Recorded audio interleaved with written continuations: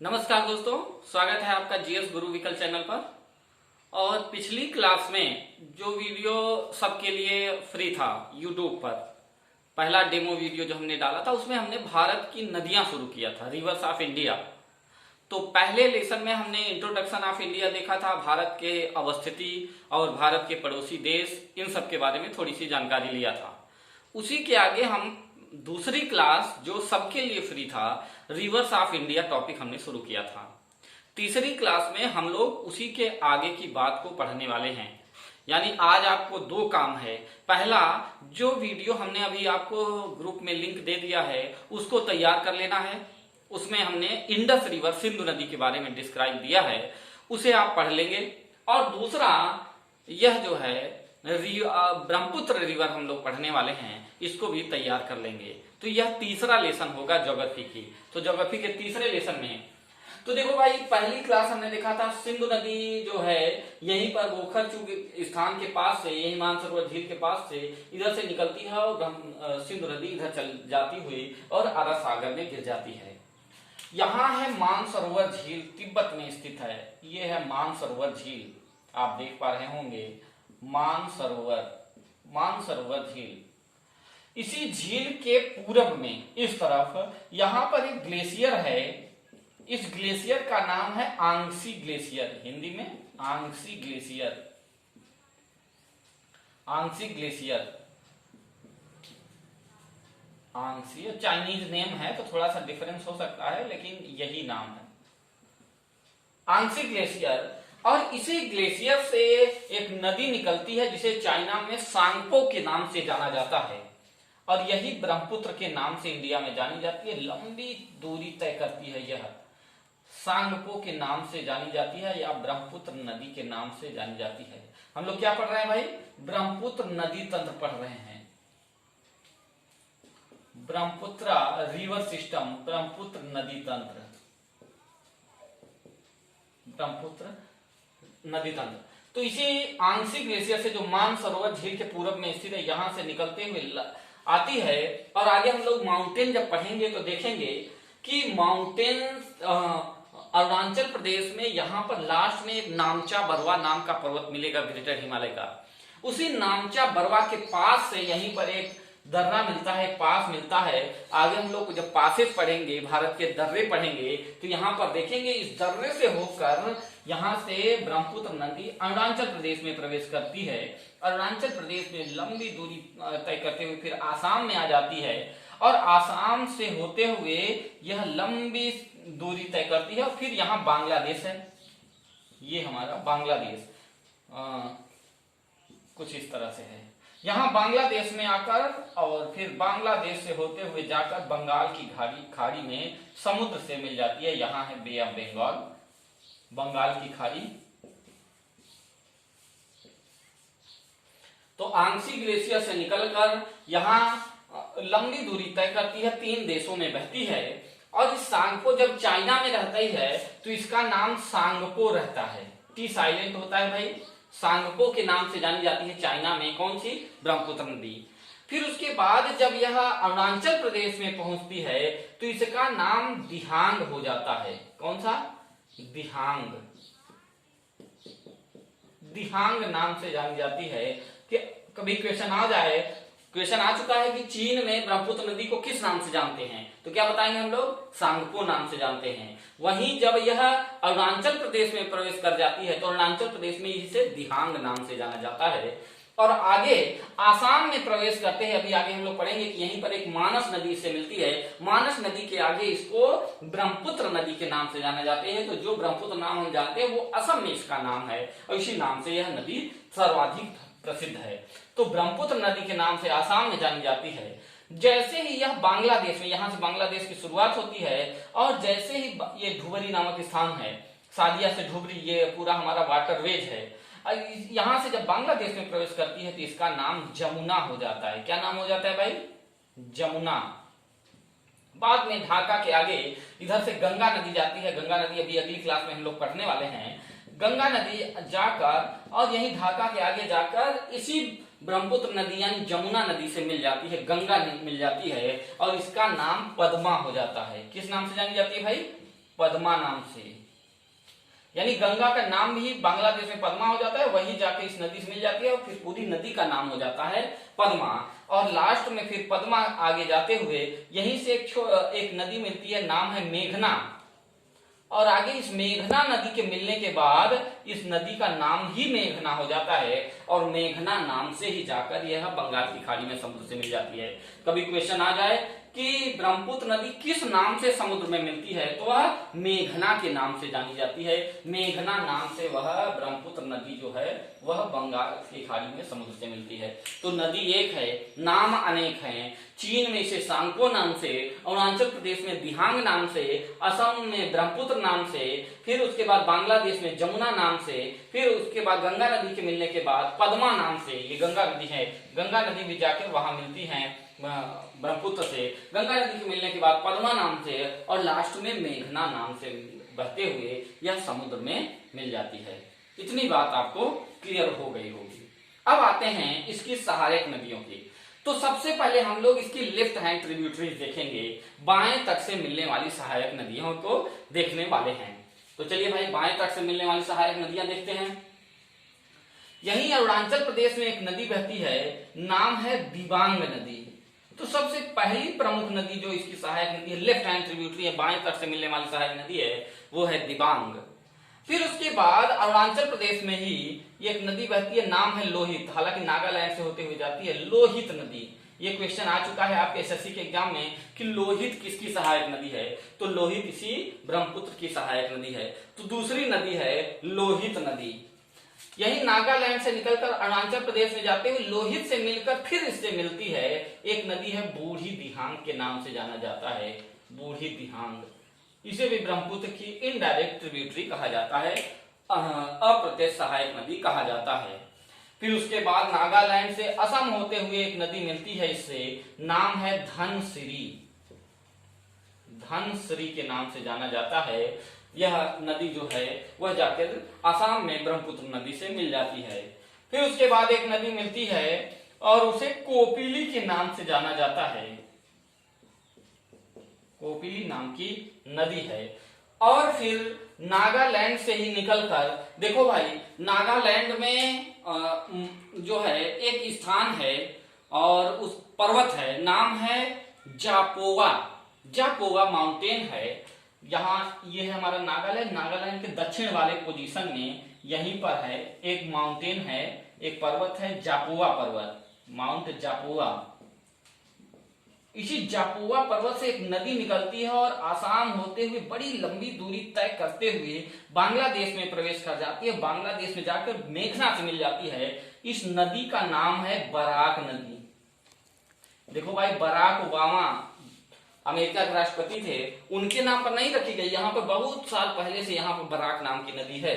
तो वह नागालैंड से निकलती है, नागालैंड जापोवा पर्वत से, और वहां से बराक नदी निकलते हुए आसाम में प्रवेश करती है, आसाम से बांग्लादेश में प्रवेश करके जाके मेघना से मिल जाती है। यह बराक नदी बड़ी इंपॉर्टेंट नदी है, क्योंकि इस बराक नदी वाले क्षेत्र को नेशनल वाटरवे 6 घोषित किया गया है, राष्ट्रीय जलमार्ग संख्या 6 घोषित किया गया है। हम लोग आगे बात करेंगे कि नेशनल वाटरवे, जैसे हमारा राष्ट्रीय राजमार्ग होता है NH1 NH2 होता है, वैसे NW1 NW2 होता है। NW1 इलाहाबाद से हल्दिया तक गंगा नदी पर बनाया गया है, NW2 सादिया से धुबरी तक ब्रह्मपुत्र नदी पर, NW3 जो है केरला में पेरियार और पंबा रिवर पर बनाया गया है, NW4 कृष्णा गोदावरी नदी पर बनाया गया है, NW5 जो है उड़ीसा में जो है तालचर वाले क्षेत्र में एक नहर का निर्माण किया जा रहा है, जो कि यहाँ पर महानदी वाले डेल्टा वाले क्षेत्र में बनाई जा रही है। और नेशनल वाटरवे 6 जो है वो इसी बराक नदी वाले क्षेत्र को घोषित किया गया है, इसलिए है इंपॉर्टेंट है। तो बराक नदी नागालैंड से निकलकर आसाम में बहती है और आगे जाते हुए बांग्लादेश में बहती है, इसका भी ध्यान रखना है। यहीं पर 2 बड़ी प्रमुख नदियां बहती हैं, इसको हम यहाँ बना देते हैं, ठीक है। पढ़ने के बाद हमको अभी हम इसको बना देंगे। यहाँ पर 2 बड़ी प्रमुख नदियां बहती हैं, एक है कालादान नदी, बड़ी इंपॉर्टेंट नदी है, एक है मणिपुर नदी। ये दोनों नदियां यहाँ से निकलकर म्यांमार को जाती हैं और म्यांमार के दोनों देशों के साथ व्यापार वाणिज्य के लिए बड़ी इंपॉर्टेंट नदी है। इसे भारत सरकार डेवलप कर रही है। भविष्य में आने वाला क्वेश्चन यहाँ पर बनने का बहुत ज्यादा क्वेश्चन बनने का चांस है, तो उसे अभी हम डिस्क्राइब करेंगे। अभी हम लोग इसकी सहायक नदियां देख रहे हैं। तो फिलहाल अगर एक क्रम में देखें बाएं तट से मिलने वाली सहायक नदियां, तो देवांग, लोहित, बूढ़ी दिहांग, धनसिरी, कोपिली, बराक, यह इसके बाएं तट से मिलने वाली, ब्रह्मपुत्र के बाएं तट से मिलने वाली सहायक नदियां हैं। ओके, अब आते हैं हम लोग दाहिने तट से मिलने वाली सहायक नदियों को देख लेते हैं। दाहिने तट से मिलने वाली सहायक नदियों की बात करें तो इधर अरुणाचल प्रदेश में एक नदी बहती है, बड़ी इंपॉर्टेंट नदी है, नाम है सुबनसिरी। ये इंपॉर्टेंट इतनी है कि सुबनसिरी नाम का जिला है अरुणाचल प्रदेश में। इससे आप समझ सकते हैं कि यह कितनी इंपॉर्टेंट नदी होगी अरुणाचल प्रदेश में, सुबनसिरी। उसके बाद यहीं पर एक नदी है, ये है हमारा भूटान। भूटान से होते हुए जाती है, नाम है जिया भरेली। जिया भरेली, ये हमारे इंडिया वाले पार्ट में इसे जिया भरेली के नाम से जाना जाता है, जबकि इसी को कामेंग नदी के नाम से भी जानते हैं, और भूटान में इसे कामेंग नदी के नाम से जाना जाता है। तो सुबनसिरी, फिर है जिया भरेली, फिर उसके बाद ये भूटान से ही होकर और आसाम में जाके मिलती है मानस नदी। ये बड़ी इंपॉर्टेंट नदी है, इसी पर नदी यह मानस नेशनल पार्क से होकर गुजरती है।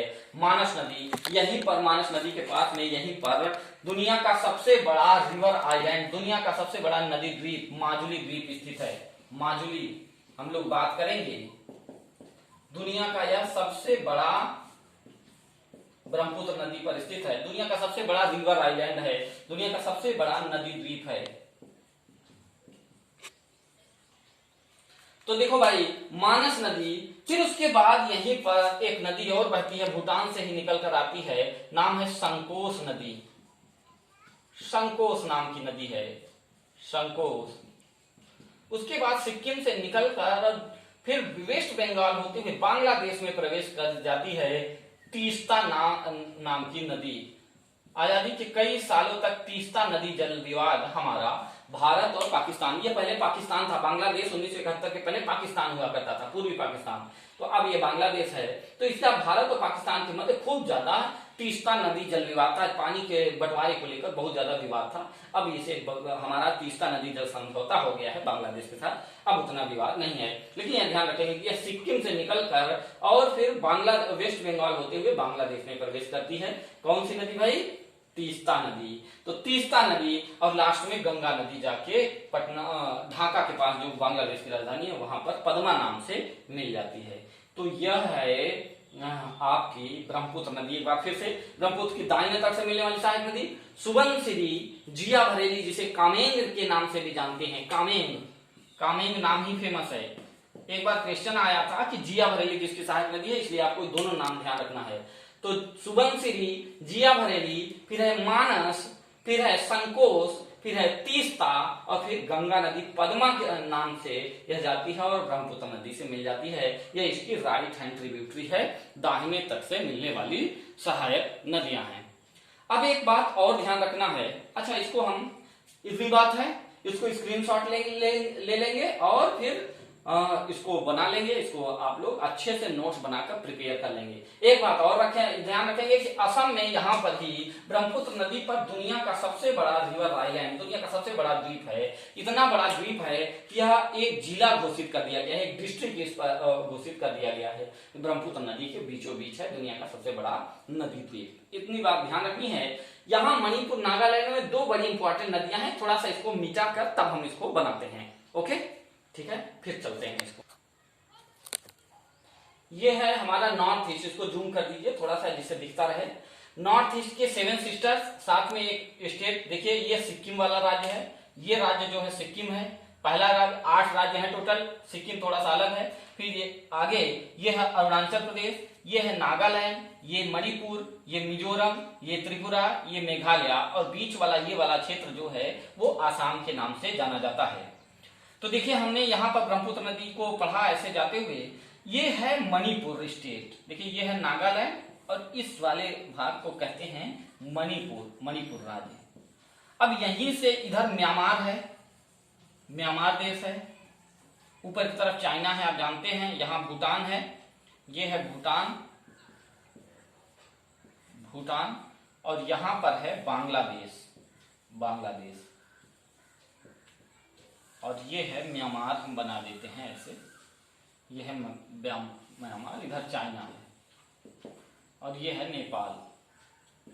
आपको इतनी बात क्लियर हो गई होगी। यहां पर देखिए इसी मणिपुर में एक नदी बहती है, उसे मणिपुरी नदी या मणिपुर नदी के नाम से जाना जाता है। इस तरह से बहती है, ऐसे बहती है। इस नदी को बोलते हैं मणिपुर नदी, मणिपुर नदी। इस नदी मणिपुर नदी को जो है आगे हम लोग वर्ल्ड ज्योग्राफी में पढ़ते हैं कि यहीं पर एक नदी बहती है, नाम है इरावदी नदी। बड़ी इरावदी नदी डॉल्फिन बहुत फेमस है म्यांमार में। तो म्यांमार में पहला क्वेश्चन ये आपको तैयार करना है, कभी आ जाए कि इरावदी नदी किस देश में बहती है, तो वह म्यांमार में बहती है। और ये मणिपुरी नदी या मणिपुर नदी ऐसे बहते हुए म्यांमार में चली जाती है, दो देश में बहती है। मणिपुर से निकलती है और जाके म्यांमार में बहती है और जाके इरावदी से मिल जाती है। तो इरावदी की सहायक नदी है मणिपुर नदी। और यह मणिपुर नदी जो है यहाँ पर एक झील से मिलते हुए जाती है, एक झील का निर्माण करती है। ये बड़ी इंपॉर्टेंट झील है। इस झील का नाम है लोकटक झील। लोकटक यह रामसर साइट में फेमस शामिल है लोकटक झील और बहुत ज्यादा प्रसिद्ध है लेक लोकटक। यह जो है विश्व के जो है प्रसिद्ध झीलों में से, सुंदरतम झीलों में से एक है। इसमें तैरता हुआ बाघ पाया जाता है, तैरता हुआ बगीचा, पूरे पानी पर तैरता हुआ बगीचा पाया जाता है। और यहीं पर डांसिंग डियर, नाचते हुए हिरन पाए जाते हैं। बहुत ज्यादा फेमस है, नॉर्थ ईस्ट की सबसे महत्वपूर्ण झील है। कई बार क्वेश्चन भी आ चुका है, तो इसे ध्यान रख लेंगे कि और इसे लोकटक नेशनल पार्क बना दिया गया है। और तो नेशनल पार्क भी है, किस राज्य में है, मणिपुर में है। और इससे कौन सी नदी होकर, लोकटक झील से कौन सी नदी होकर गुजरती है, तो मणिपुर नदी गुजरती है। और यह मणिपुर नदी किसकी सहायक नदी है, इरावदी नदी की सहायक नदी है। ये बात भी ध्यान रख लेना है। उसके बाद ये भी यहीं पर जो है कालादान नाम की रिवर बहती है। यह भी बहुत इंपॉर्टेंट है। नीचे दक्षिणी में जो है मणिपुर से, यहीं से नीचे से एक नदी और निकलती है और यह जाकर म्यांमार होते हुए और जाकर बंगाल की खाड़ी में मिल जाती है। इस नदी को कहते हैं कालादान रिवर या कालादान रिवर भी बोल देते हैं, कालादान। तो कभी कालादान आ जाए तो यह भी मणिपुर और म्यांमार में बहती है, कालादान रिवर। यही प्रोजेक्ट है भारत का कि इसको इरावदी नदी से मिला दिया जाए, बंगाल की खाड़ी से इससे खूब ज्यादा व्यापार वाणिज्य होने लगे, फिर इसको बराक नदी से जोड़ दिया जाए। तो कालादान नदी वह भी मणिपुर में बहती है और जाकर म्यांमार से होते हुए बंगाल की खाड़ी मिलती है। दूसरी जो है मणिपुर नदी। ये दोनों एक्स्ट्रा नदियां थी जो ब्रह्मपुत्र की सहायक नदी है, फिर भी इंडिया में बहती हैं। इसे भी महत्वपूर्ण नदी है, इसे भी आपको ध्यान रख लेना है।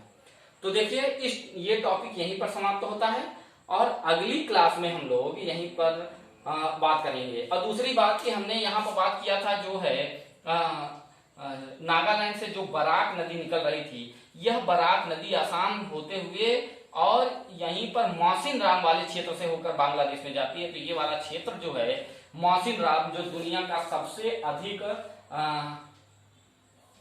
वर्षा वाला स्थल है, मौसिन राम। दुनिया में सबसे ज्यादा बारिश इसी स्थान पर होती है, मेघालय में है। वहीं से बराक, कभी आ जाए कि मौसिन राम वाले क्षेत्र से होकर कौन सी नदी बहती है, तो वह है बराक नदी। तो इस बराक नदी यहाँ से होकर गुजरती है। ये भी एक्स्ट्रा इंफॉर्मेशन थी, इसे भी आप जान लेंगे। ठीक है, तो यह वाली क्षेत्र नागालैंड से होकर, अभी हमने ये बताया कि जो है जापुआ माउंटेन से नागालैंड से निकलते हुए बराक नदी जाती है, मेघना से मिल जाती है, उसे वहां पढ़ लिया था। और यह मौसिन राम वाले क्षेत्र से होकर गुजरती है, जबकि इरावदी की सहायक नदी है मणिपुर नदी, और एक कालादान नाम की स्वतंत्र नदी जाके बंगाल की खाड़ी से मिल जाती है। ठीक है, इस क्लास में इतना ही, क्योंकि आज के आपके पास दो वर्क हैं। एक वर्क यह है कि इंडस रिवर जो पहले से वीडियो पड़ा हुआ है उसको तैयार कर लें, उसी के आगे से ये तैयार कर लें। अगली क्लास में हम लोग पूरी इंडिया की, अब इंडिया के अंदर प्रवेश करेंगे, गंगा और साउथ इंडिया की रिवर्स को करके और पढ़ के पूरा समाप्त कर देंगे। Okay, thank you.